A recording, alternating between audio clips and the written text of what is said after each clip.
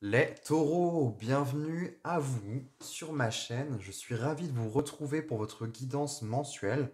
On va aller voir quels sont les messages pour vous en ce mois de février 2022. Donc j'ai déjà tiré les cartes en amont, je les ai laissées révéler ce coup-ci. Bon, en tous les cas, ça m'a permis de pouvoir analyser un petit peu, en tout cas voir l'essence et quel était le parfum de cette guidance. Moi, je sens que ça va être un mois pour vous, les taureaux.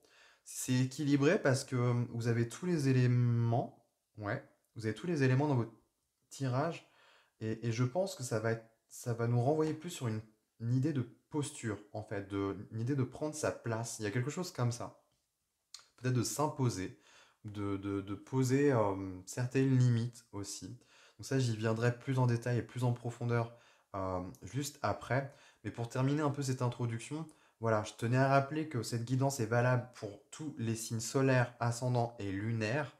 Et si jamais eh bien, ce tirage ne vibre pas et ne résonne pas avec vous, ce n'est pas grave. Je vous invite simplement à aller voir peut-être dans votre signe lunaire ou ascendant, si vous y trouvez peut-être un peu plus votre compte. Et si jamais bah voilà, il n'y a rien, il n'y a aucune information, ce n'est pas grave. C'est que tout simplement, eh ben, il n'y avait pas de message pour vous, en tout cas venant de ma part, de mon prisme.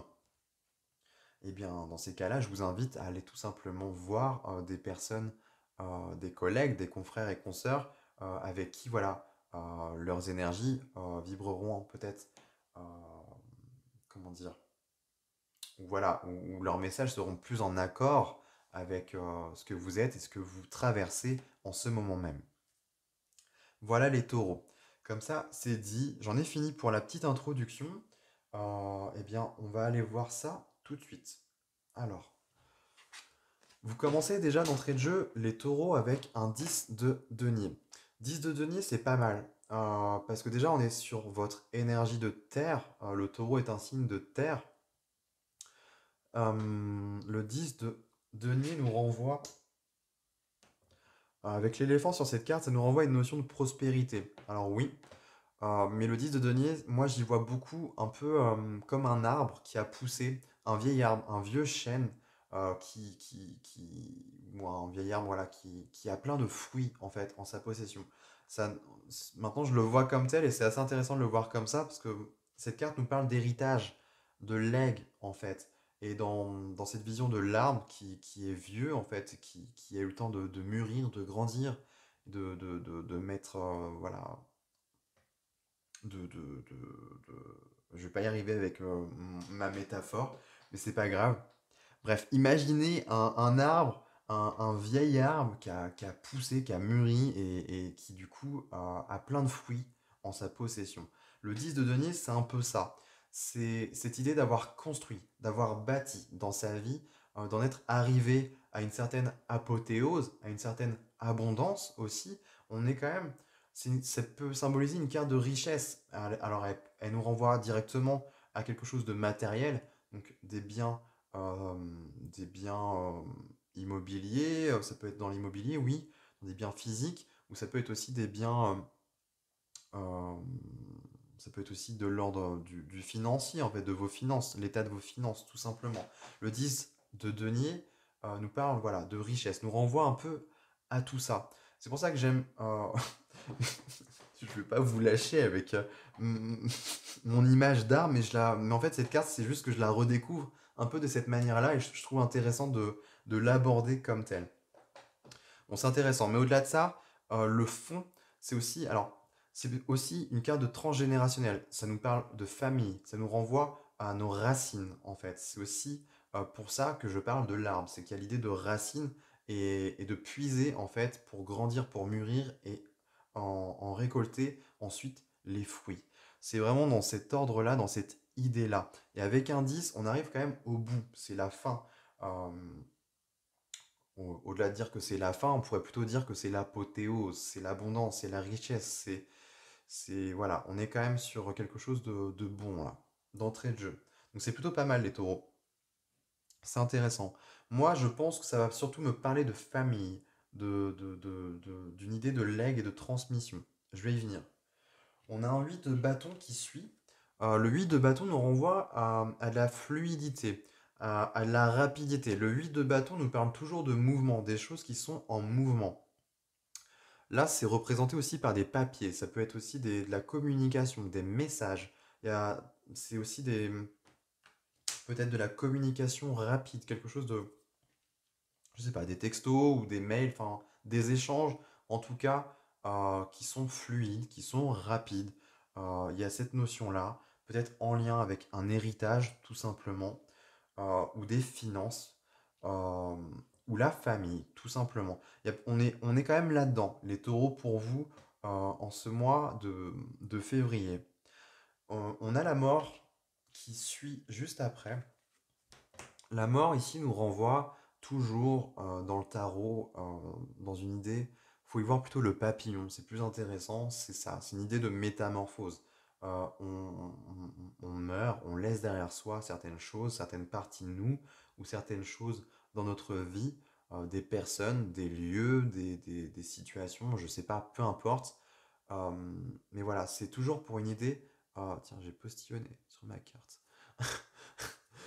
Toujours pour une idée de se dépasser, en fait, tout simplement, et d'être aligné avec ce que l'on est au plus profond de nous, d'être le plus authentique et le plus véritable possible. La mort, c'est un peu ça. Donc c'est vraiment un processus aussi d'évolution. Donc c'est une très bonne carte. Et là, ce qui est intéressant, c'est qu'il y a du changement. C'est aussi une carte de changement. Avec, sur cette lignée-là, on a quand même, on nous renvoie à la famille, à de l'argent, à des racines, à du legs, en tout cas. Au-delà de rentrer forcément dans de l'héritage, ça peut être tout simplement être dans une idée de transmission, tout simplement. Faut que j'arrête de dire tout simplement. Je suis en train de remarquer que je répète beaucoup ça. Euh, oui, c'est vrai que je parle de transmission et c'est vrai qu'on a ce 8 de bâton juste après. Donc ça vient appuyer, je trouve, la notion de communication et d'échange. Mais on voit bien qu'il y a de la rapidité des choses. Est-ce que c'est de l'entrée d'argent, une entrée d'argent qui arrive un peu de manière soudaine, en fait, inattendue? C'est possible. Avec la mort, il y a peut-être qu'on met fin aussi à quelque chose. C'est intéressant. Du coup, ça pourrait dire plusieurs choses à la fois. Alors oui, on peut parler d'une fin, mais c'est quelque chose qui change et qui évolue, en fait. Au niveau de l'argent, là. Peut-être que c'est au niveau familial, je sais pas. Je vais continuer, on va voir ce que ça va me dire. Bon, chevalier de coupe. Les taureaux, c'est pas mal. Là, ça nous renvoie, je trouve. Je pense que c'est vous. Euh, c'est quelque chose de caché. Euh, je le ressens comme ça. Chevalier de coupe, c'est une énergie très romantique. C'est là, on est beaucoup sur une carte de vulnérabilité, mais assumée en fait. C'est qu'on est fier, c'est on le revendique presque. Vous voyez ce chevalier, comment il est vêtu, comment est son armure. Il a rien au niveau de son ventre. Et le ventre, c'est les flancs et le ventre, c'est toujours la partie que l'on se doit de protéger en priorité, je dois dire, parce que c'est la partie qui est la plus vulnérable. Donc ça nous renvoie quand même à cette notion-là. Il n'a pas peur de se montrer, de se mettre à nu. Mais là, on rentre dans les émotions, dans l'émotionnel. Donc il y a une idée avec la rouge, j'aime bien parce qu'il y a une idée un peu fleur bleue, un peu, voilà, un peu poétique aussi dans l'âme. Mais c'est vrai que le chevalier de coupe nous renvoie toujours à cette quête du véritable. J'en parlais au tout début de votre tirage, euh, cette notion de vérité, mais c'est une vérité de cœur, quelque chose de pur en fait. C'est quelque chose qui se trouve au fond de vous. On nous renvoie dans ces énergies-là, dans une dynamique comme ça. Alors on va voir pourquoi ça tombe ici. En tout cas, c'est en dessous de la famille. Il y a quelque chose. Ou des finances, je sais pas. Je vois pas trop le rapport entre l'émotionnel et les finances. Moi, j'y vois plus le côté générationnel, le côté familial qui rentrerait peut-être plus en jeu. Et une notion de sensibilité qui s'en vient. Et une notion surtout de s'écouter et de se laisser porter. Parce que le chevalier de coupe, c'est ça. Il se laisse guider, il se laisse porter par son cœur. il va à cette quête du Graal, en fait, mais il suit son cœur. C'est quelque chose d'initiatique aussi. Là, je vais pas rentrer trop en profondeur là-dessus, c'est un autre débat et un autre sujet, mais on nous renvoie quand même à cette thématique-là d'une quête profonde de sens. Mais c'est quelque chose qui fait sens pour soi, et seulement soi en fait. Chacun y trouve du sens à sa manière. C'est là en fait où je veux en venir. Donc c'est assez intéressant. Et ce qu'on a au cœur de votre tirage, les taureaux, au centre, et qui va être vecteur de toute chose, c'est encore un 8. On a deux 8 qui se chevauchent. Donc c'est assez intéressant ça, à prendre en compte, je pense. Mais c'est un 8 d'épée. Et là, le 8 d'épée nous parle de paralysie. Le 8 d'épée, c'est toujours l'énergie ou cette tendance à... Voilà, j'ai l'impression d'être emprisonné. J'ai l'impression d'avoir des épées de Damoclès tout autour de moi. Et je me sens empêché. Je me sens parasité aussi. Parce que le 8 d'épée, moi, ça me fait un peu penser à... J'ai toujours un peu cette image de télé qui capte mal les chaînes. Vous voyez quand... euh, je sais pas, sur les écrans plats, ça le fait toujours. Mais sur les vieilles télé, il y avait ce truc de grésillement, en fait, quand on capte mal les chaînes. Et ben, c'est un peu ça, quelque chose de. C'est un peu du brouillard ou quelque chose de. Voilà, on ne voit plus. Il y a une. On nous parle d'interférence. Voilà, c'est le mot, c'est le terme que je cherchais. Le 8 d'épée nous renvoie à une forme d'interférence. Et c'est pour ça que je parle de parasitage, en fait.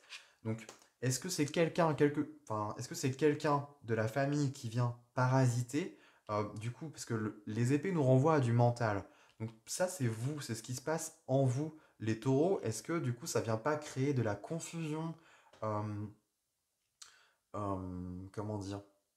Vous limitez ou vous bloquez, vous enfermez en fait dans des croyances, dans des schémas de pensée euh, qui sont enfermants en fait. C'est ça, c'est quelque chose qui vient verrouiller, qui vient mettre sous cloche en fait. Et c'est au cœur de votre tirage, donc c'est vraiment important. C'est vraiment important. Mais c'est marrant parce que tout autour, voilà, il y a quand même des choses. Je vais y venir. Mais là, c'est vrai que j'avais pas vu. On le retrouve là. Oui, il y a quelque chose ça vous fait chier. Donc je le ressens comme ça. Je préfère être cash, mais c'est ça. Quelque chose pour être plus poli, quelque chose qui vous embête, mais vraiment, c'est quelque chose qui vous parasite. Est-ce que c'est des enfants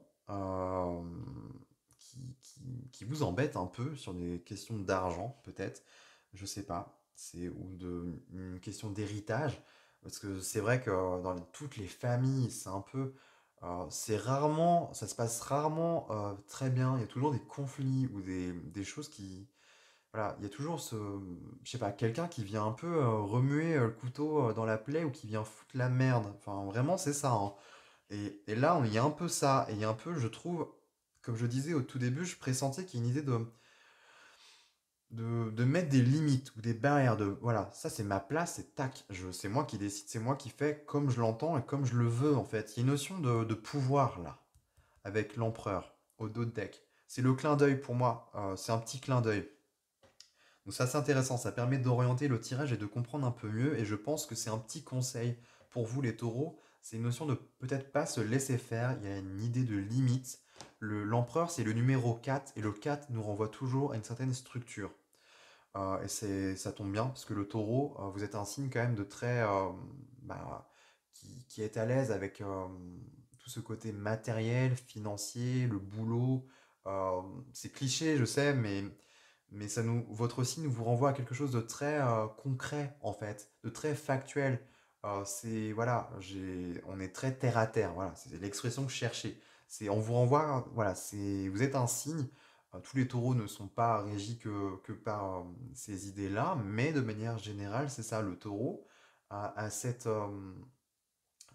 est empli de ça en fait, de quelque chose de très terre à terre, de très factuel.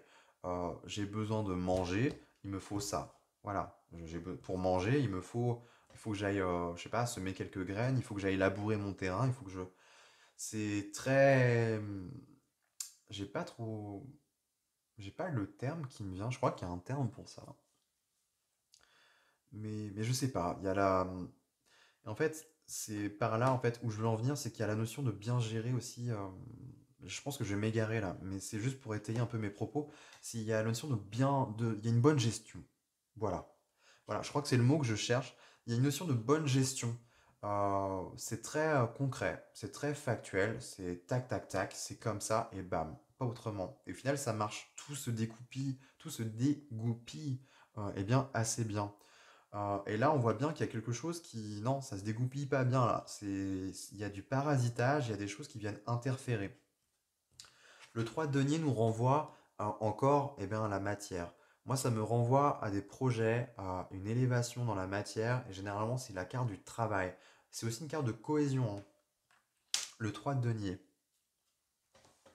Donc c'est comme si, là, avec ce 8 d'épée, juste avant, il y avait parasitage. Il y a envie de faire des choses, voilà. J'ai envie de me laisser porter, j'ai envie de me laisser un peu comme c'est vraiment le côté poétique, hein, c'est ouah, très fleur bleue, très sentimental. Je vais, je vole au gré de mes désirs, de mes passions, de voilà, de ce qui me semble juste. Et là, bam, il y a ça. Pouf. Et c'est vraiment au cœur. Et ça vient tout couper en fait. Et on voit bien que c'est peut-être pour des projets ou des envies de mettre en place des choses, mais là, on peut pas. C'est bloqué. Et on voit bien, hein, on a le 6 de coupe qui tombe ici, donc on est encore sur de l'émotionnel, et le 6 de coupe nous renvoie alors, à une énergie d'enfance, et une carte de nostalgie aussi, hein. Le 6 de coupe, mais c'est une carte de plaisir, c'est les plaisirs enfantins, voilà, tout ce qu'on... Oui, cette odeur, je sais pas moi, d'un dessert qui nous fait remonter à des souvenirs d'antan, de quand on était petit, je sais pas. euh, vous sentez l'odeur d'une tarte, ou vous passez à côté d'une boulangerie, vous sentez, je sais pas, l'odeur des croissants, et ça vous ramène à quand vous étiez petit et enfant. Vous voyez, le 6 de coupe, c'est ça en fait, c'est des bons souvenirs. Et là, on voit bien, on a quand même quelque chose, on a quelque chose en lien avec la famille, avec ses racines, quelque chose de... Il y a, et je sens je disais tout à l'heure que je sentais que c'était quelque chose de caché. J'ai l'impression que c'est quelque chose qui est enfoui et qui demande à puiser dedans. Euh, c'est pas l'élément le plus important de votre tirage, mais il est quand même à évoquer parce que je sens qu'il y a cette partie-là que vous avez envie de puiser. Voilà, c'est le terme. J'ai envie de puiser dans ces ressources-là qui me sont propres parce que je pense que vous avez des âmes, euh, parce que je m'adresse à plusieurs taureaux, pour ça je dis des âmes sensibles, les taureaux, créatives aussi.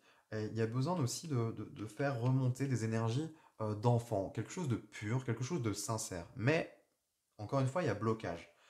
Et là, je continue. Nous avons la carte de l'Anante. C'est une carte qui a été rajoutée dans le Troublak Tarot. Et je l'aime beaucoup parce qu'elle nous parle de... Là, avec ce fœtus et ce serpent autour, ça nous renvoie à une notion de cycle, à une notion de réécrire aussi les choses. Parce que le fœtus, c'est aussi peut-être... il y a l'idée de renaître, une idée de guérison. Le serpent nous renvoie à ça. Le serpent aussi est attrait voilà, à de la méfiance, à de la jalousie. Donc faire attention à ça. Voilà, à ce qu'il n'étouffe pas non plus ce bébé. Mais moi, je pense qu'il a plus ce côté protecteur, justement. Le serpent, voilà, comme toute chose, hein, il y a des bons et des moins bons. Mais là, je pense qu'il y a quelque chose à préserver, à protéger. Et je sentais des limites, en fait. Et là, c'est comme si, voilà, il y a besoin de... vous ressentez un appel profond, peut-être, à réécrire les choses pour vous, pour ce que vous êtes véritablement. On voit bien, hein. Peut-être que vous êtes arrivé au bout, voilà, de votre parcours euh, de vie, ou je sais pas, de quelque chose, en tous les cas, et que là, il est temps pour vous. Ça se fait ressentir. On voit bien que voilà, il y a un appel à puiser dans vos racines, dans quelque chose de profond, qui est sincère et authentique. Et c'est aussi, ça va vous permettre de réécrire, de guérir. Je vois une forme de guérison là. Ça, j'entends Lazare, c'est une forme de, oui, de renaissance. Il y a quelque chose qui est comme ce fœtus peut-être qui était mort-né ou étouffé, parce qu'il y a ces notions-là qui remontent. Et ben là, c'est comme s'il y avait besoin de le protéger parce que ça s'en vient en fait. C'est comme s'il allait venir au monde et respirer à plein poumon et découvrir la vie. Donc on nous renvoie quand même à plein de choses là. Et on a vraiment deux cartes qui nous replongent dans l'enfance, en tous les cas. Une idée d'enfance, quelque chose de passé qui s'en vient, mais de manière nouvelle. Parce que le serpent, il nous renvoie à cette mue. C'est aussi de faire peau neuve. Donc c'est en ça que c'est ça en fait que je ressens pour vous les taureaux, c'est une idée de faire peau neuve. Et encore une fois, il y a une sorte d'épée de Damoclès dessus. Quelque chose qui vous embête, quelque chose qui vous empêche. On voit bien qu'il y a de la communication, il y a de la rapidité par-dessus tout ça. En tout cas, on voit bien que c'est quelque chose qui peut peut-être se régler rapidement aussi. C'est possible. Et pour terminer, ce que vous avez à la fin, les taureaux, c'est un 5 d'épée. Et là, on vient enfoncer le clou parce que le 5 d'épée, pour moi, elle est un peu équivalente à ce 8 d'épée. C'est le 5 d'épée, c'est tout ce qui vous empêche de prendre votre envol. Cette faucille-là, elle est rattachée, je ne sais pas si vous verrez bien, mais elle est rattachée à d'autres faucilles, symboliquement, voilà, qui sont en train de dépérir, qui sont en train de mourir, qui sont en ruine, en fait. Alors, ça nous renvoie, ça peut tout à fait des croyances et des façons de penser. Admettons, je sais pas, j'ai pas d'exemple précis, mais vous avez certaines croyances qui sont limitantes pour vous, en fait, parce que c'est des croyances qui vous viennent peut-être de votre père, de votre mère, de votre oncle, de votre tante, je sais pas, ou de quelqu'un d'autre. Vous voyez, des choses qui sont dépassées, en fait, et qui vous empêchent, qui vous retiennent et qui vous empêchent de prendre votre envol. Il y a une idée comme ça. Le 5 d'épée, ça peut être aussi un entourage. Moi, j'y vois beaucoup généralement, c'est un entourage proche qui rôde autour de vous et peut-être qui viennent distiller certaines pensées, certaines croyances. Parce qu'on voit bien qu'il y a une forme de parasitage. Moi, j'en ressens une envie de faire quelque chose et je pense qu'il y a des semeurs de troubles autour de vous, les taureaux, qui viennent un peu foutre la merde, qui viennent vous enquiquiner. Faut qu'on se le dise comme ça aussi, de manière brute. Moi, je sens que c'est un cercle assez rapproché et c'est des façons de penser ou des façons de, voilà, de dire les choses qui viennent vous embêter et vous empêcher de vous élever, de prendre votre envol. Et là, avec l'empereur, ouais, bah, ok, là, ça. Ah bah, je vais prendre les 3. Eh ben non, je vais prendre les 4. Eh bien, voyez-vous, vous avez l'empereur. Je parlais de structure de stabilité. Nous avons un 4 de bâton qui nous parle, eh bien, on est encore sur un 4, hein. Donc une forme de. Le côté carré, le côté, voilà, structuré. Là, c'est le phénix qui renaît de ses cendres. Il y a l'idée de se libérer de ses chaînes. Il y a une forme de renaissance. Et là, bam, on a le jugement. Et le jugement, c'est pareil, c'est la carte de la renaissance. Donc, je vous en parlais déjà là. C'est très présent, hein, les taureaux, ça vous suit de près. Il y a une renaissance qui s'en vient, mais je pense que tout ça, c'est pas anodin. C'est que ça fait partie de l'épreuve, en fait. Ça fait partie de cette renaissance. Il est peut-être temps de mettre des limites ou de prendre votre place. Parce que je parlais de limites, mais en fait, c'est pour ça que je garde le 9 de bâton, parce que le 9 de bâton nous parle de limites. Ce loup-là, il protège quelque chose. Il n'hésite pas à montrer les crocs en fait, quitte à faire mal, mais il protège quelque chose. Là, il est un peu ensanglanté, je ne sais pas si vous verrez bien, mais je pense que voilà, il y a eu de la lutte, il y a de la fatigue, c'est une carte voilà, qui nous renvoie à une forme de persévérance aussi, de ne rien lâcher. Donc ça nous renvoie aussi à se dépasser peut-être d'une certaine manière. Mais pour en revenir à cet empereur, l'empereur, c'est la carte de la responsabilité, les taureaux.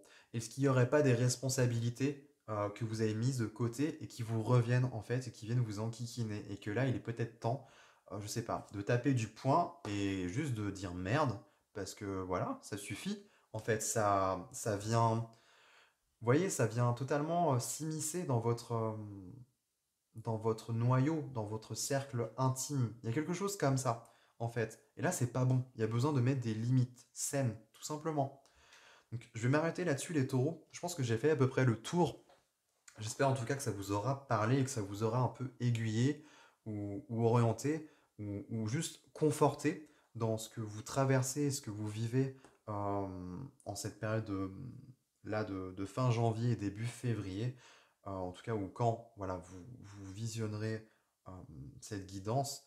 En tous les cas, moi, je vous embrasse, je vous remercie et puis je vous dis à très bientôt dans de prochaines vidéos. Voilà, j'en perds mes mots. Je vais faire une pause. Je vais faire une petite pause. Allez, je vous embrasse les taureaux et je vous dis à très bientôt.